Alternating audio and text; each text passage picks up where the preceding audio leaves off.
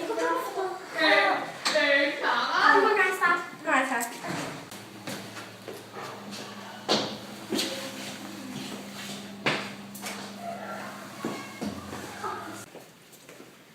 Eleverne på skolen med Bülowsvej har længe brokket sig over de dårlige toiletforhold. Men det har Dr. Martin nu et svar på. Dr. Martin, hvad er det helt præcis, at din opfindelse kan? Jo, men jeg har jo opfundet HTV 6000, og jeg synes rent faktisk, det er ret genialt, fordi når børn de er på toilettet, specielt nogle uhumske toiletter, som vi har her, der burde virkelig være en rengøringsdame.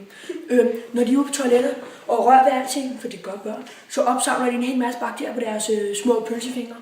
Og så når de skal hjem og spise eller lege eller hvad, og så putter dem ind i munden, så kommer bakterien ind i kroppen. Og så kan de risikere at få influenza og misse en masse undervisning og en masse lærdom, som de kan bruge senere hen i livet.